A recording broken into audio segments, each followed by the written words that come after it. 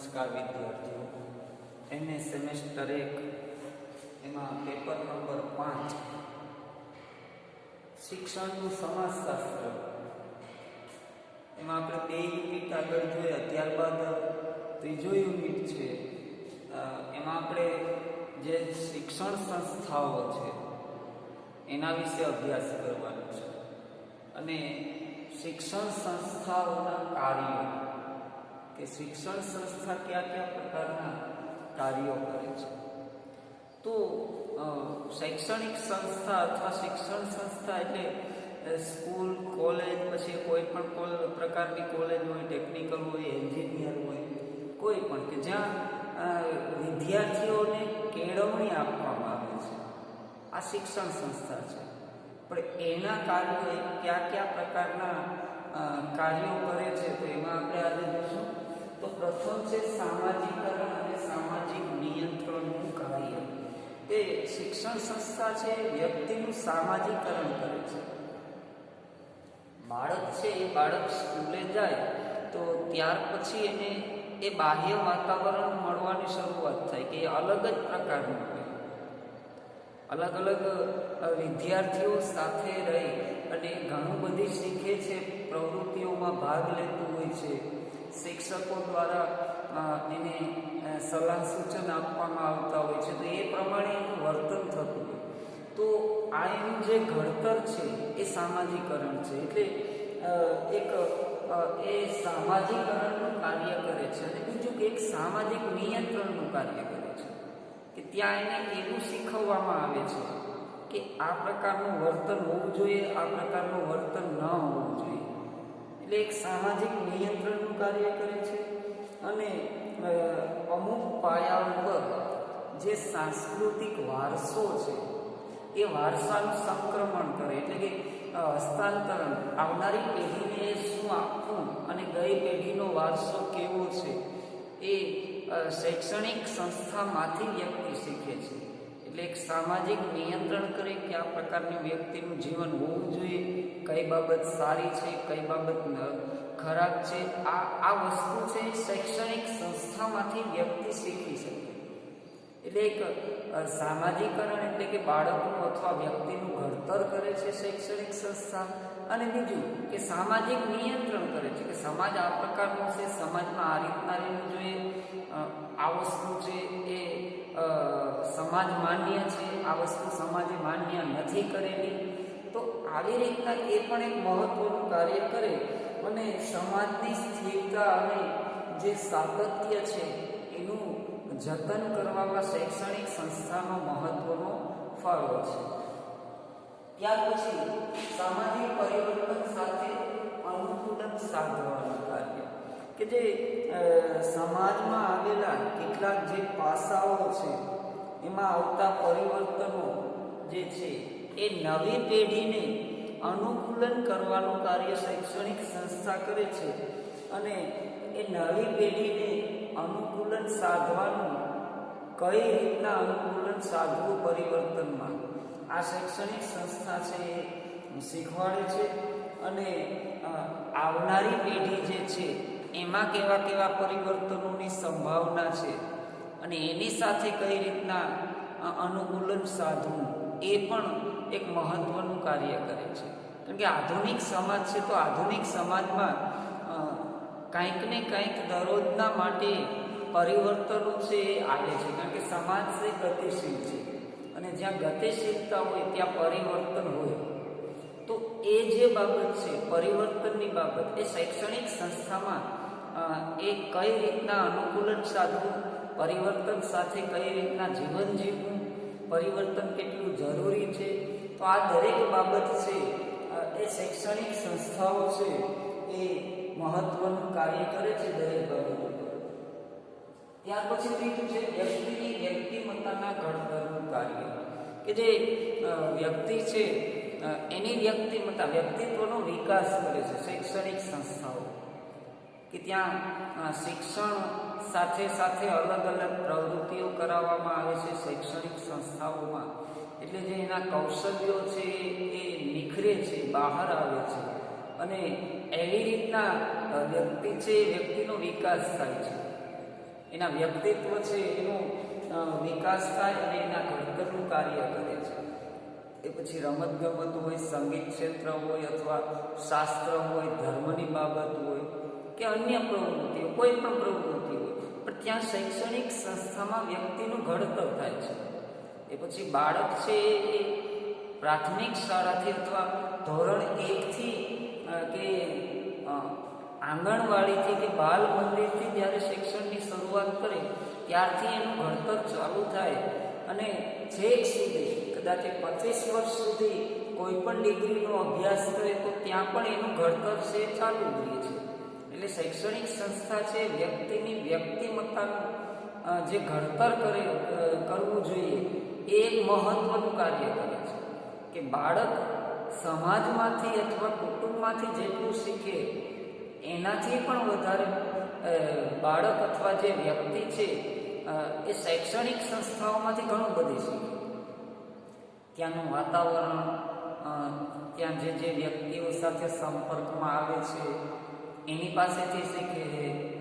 ત્યાં એને જે કેળવણીકારો છે, જે કેળવણી આપે છે, જે શીખવાડે છે એની પાસેથી ઘણું બધું શીખે છે. તો આ બધી બાબતો છે એ મહત્વની છે. એટલા માટે એક વ્યક્તિના ઘડતરનું કાર્ય પણ શૈક્ષણિક સંસ્થા છે કરે.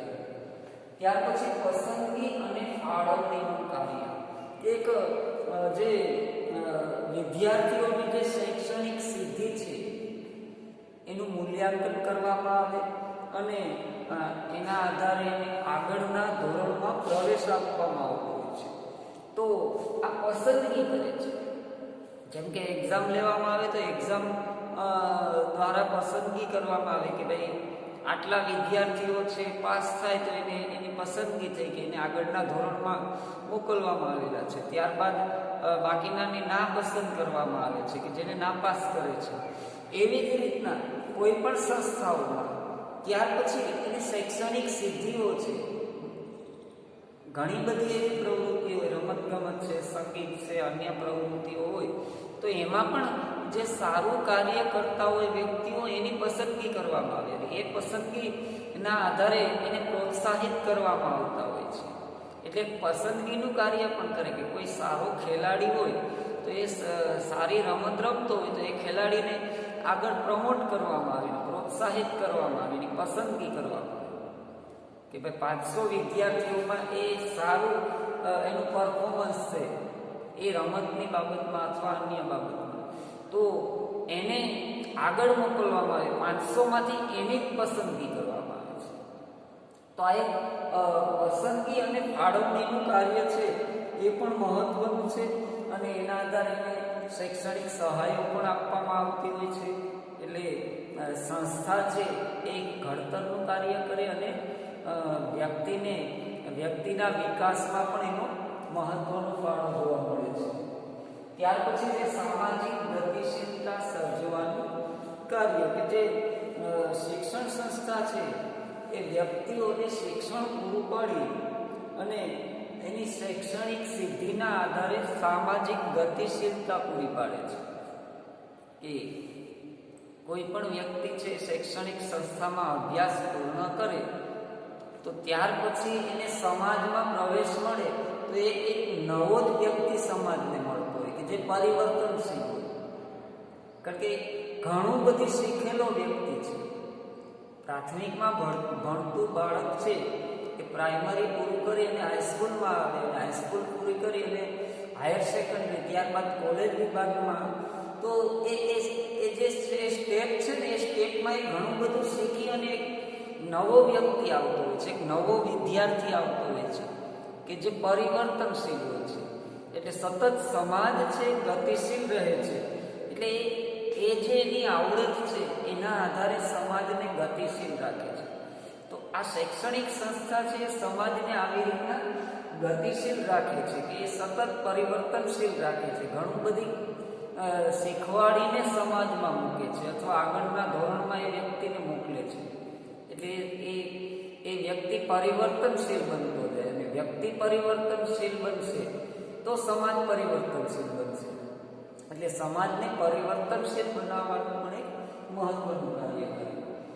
ત્યાર પછી છે રચનાત્મકતા તથા સર્જનાત્મક કાર્ય, કે વ્યક્તિની જે આંતરિક શક્તિઓ છે તો એ ખીલવવાનું મહત્વનું કાર્ય કરે, એની સર્જન શક્તિઓ, એની સુસુપ્ત શક્તિઓને બહાર લઈ આવી અને એને આગળ લઈ જવા માટે પણ શૈક્ષણિક સંસ્થાઓ છે મહત્વનું કાર્ય કરે, અને સમાજના વિકાસ માટે નવા સામાજિક પરિવર્તનોનો સુઝાવ કરે એવું રચનાત્મક અને સર્જનાત્મક કાર્ય પણ આ શૈક્ષણિક સંસ્થાઓ બજાવે છે. કે જે એ પછી કોઈ પણ આપણે લઈ લઈએ, શિક્ષક, ડૉક્ટર, વૈજ્ઞાનિક, એન્જિનિયર, કોઈ પણ, તો એ જે વ્યક્તિઓ છે જે તે સમયે સામાન્ય હતા, પણ ત્યાર પછી શૈક્ષણિક સંસ્થાઓમાં એનું ઘડતર થયું અને એની જે શક્તિઓ હતી, એની જે આવડત હતી, એને બહાર લઈ આવી અને એક ડૉક્ટર સ્વરૂપે સમાજને એક વ્યક્તિ આપે છે,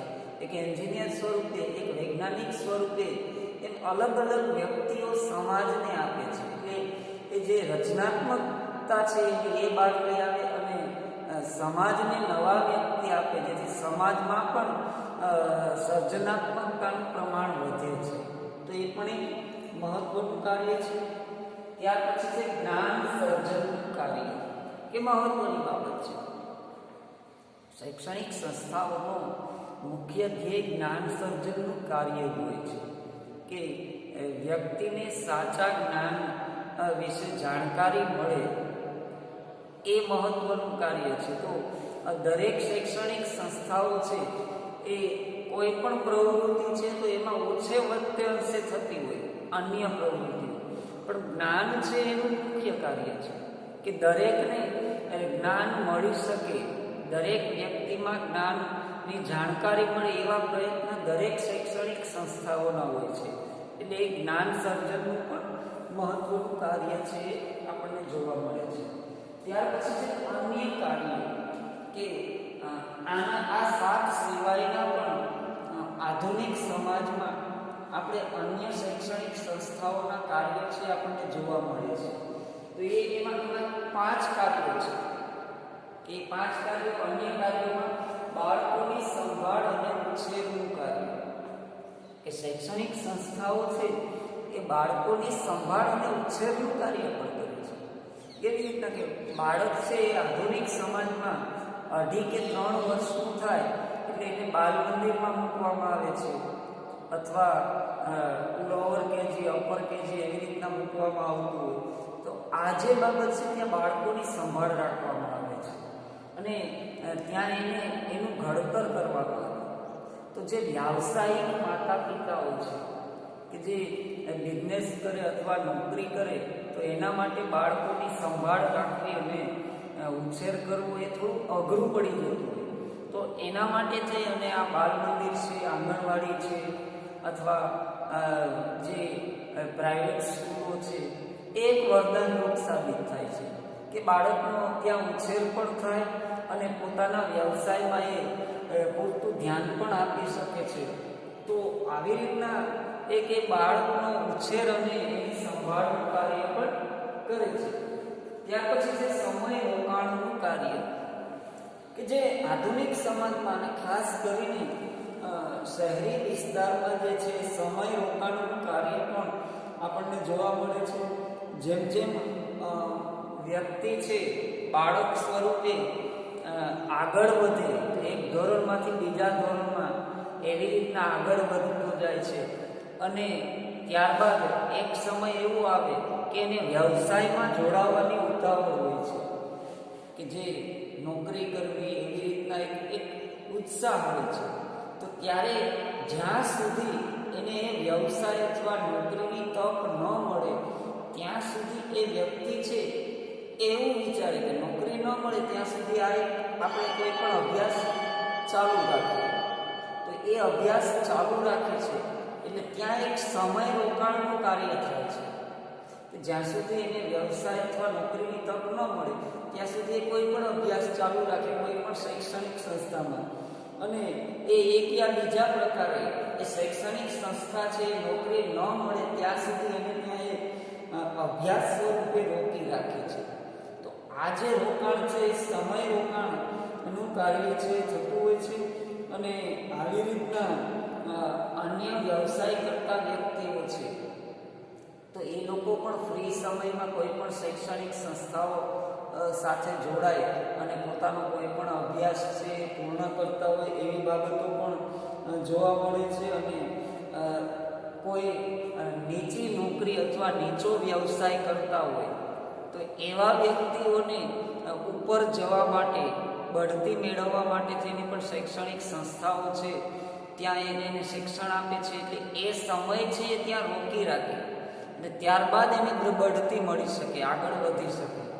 એટલે એક સમય રોકાણનું કાર્ય પણ કરે છે. ત્યાર પછી સમુદાયનો ટેકો મેળવવાનું કાર્ય કે જે અલગ અલગ સમુદાયો છે સમાજમાં એનો ટેકો અથવા એનો આધાર છે એ મેળવી અને શૈક્ષણિક સંસ્થાઓ છે એ આગળ આવતી હોય છે.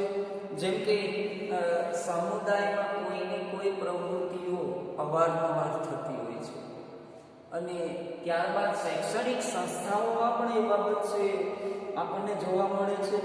અને ખાસ કરી અને જે સભ્ય સમાજ છે એમાં એ જે સંસ્થામાં જે પ્રવૃત્તિઓ થતી હોય એના આધારે સભ્ય સમાજમાં પણ પ્રવૃત્તિઓ થાય છે. તો એમાં વ્યક્તિ બંનેમાં ભાગ લે તો એને માન મોભો મળી શકે. અને ઘણીવાર એવું બનતું હોય કે એ સમુદાય દ્વારા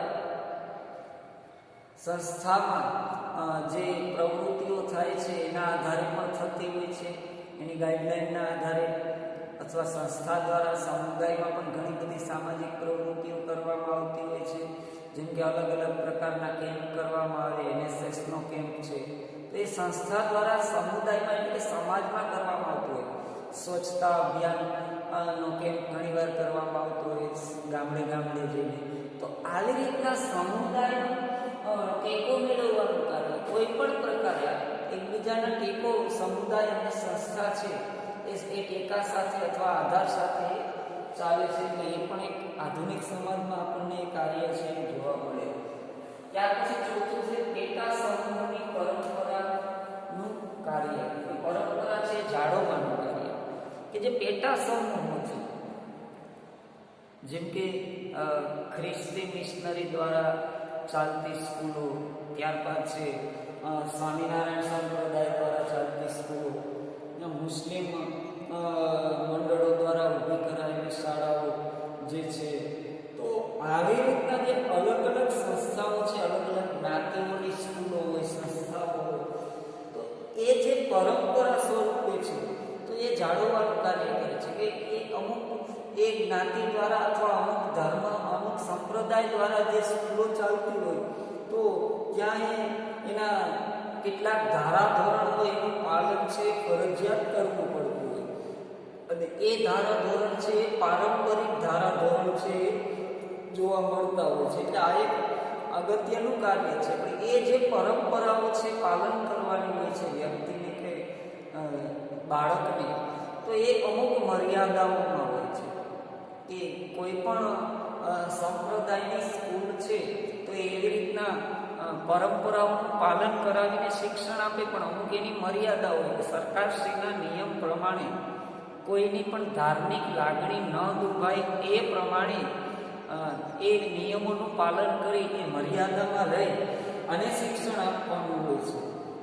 અને આવી રીતના એ શિક્ષણ આપવામાં આવે છે. ત્યારબાદ સંસ્થાઓમાં ધાર્મિક તહેવારોની ઉજવણી કરવામાં આવતી હોય છે. તો એ ઉજવણીમાં પણ અમુક મર્યાદાઓ હોય કે એ ધાર્મિક તહેવારોની ઉજવણીમાં વાલીઓની સંમતિ હોવી જરૂરી છે. તો આ મર્યાદામાં રહીને પણ સંસ્થાઓ છે કાર્ય કરે છે. તો આવી રીતના કાયદાની મર્યાદામાં રહીને, નિયમોની મર્યાદામાં રહી અને એક જે પેટા સમૂહની જે પરંપરાઓ હોય છે એને પણ જાળવવાનું કાર્ય છે એ શૈક્ષણિક સંસ્થાઓ કરે છે.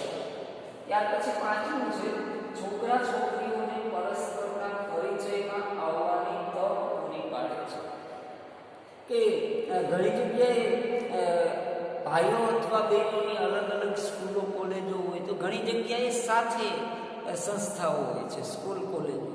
તો એવી રીતના કે પરસ્પરના પરિચયમાં આવવાની કે જેથી કરીને જે સામાજિક પ્રવૃત્તિઓ છે, સહકારની પ્રવૃત્તિઓ છે, એમાં એકબીજા મદદરૂપ થઈ શકે અને એ શિક્ષકની દેખરેખ હેઠળ અમુક સામાજિક પ્રવૃત્તિઓ કરવામાં આવતી હોય, જેમ કે વૃક્ષારોપણ છે, સફાઈ અભિયાન છે, ગ્રામ્ય વિસ્તારોની મુલાકાત લેવાની, ત્યાંની સમસ્યાઓનો અભ્યાસ કરવાનો, તો ત્યારે જે છોકરા છોકરીઓ છે એકબીજાના પરિચયમાં આવતા હોય છે અને એ પરિચયમાં આવે તો ત્યારે એ સામૂહિક ભાવનાનો વિકાસ થાય કે એવી રીતના એ સાથે મળીને કાર્ય કરે છે. કોઈ પણ જગ્યાએ સફાઈ કરવાની હોય તો સફાઈ કરવામાં એ એકબીજાના શિક્ષકની દેખરેખ હેઠળ પરિચયમાં આવે તો સાથે મળીને એ સફાઈનું કાર્ય છે એ થઈ શકે છે. એટલે આધુનિક સમાજમાં એ પણ એક શૈક્ષણિક સંસ્થા છે કાર્ય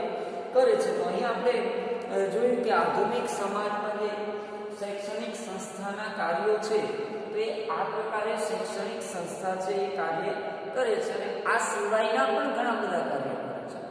જરૂરી નથી, જેમ કે નવા વ્યવસાયો છે શૈક્ષણિક સંસ્થાઓ ઊભા કરવામાં મહત્વનો ફાળો છે.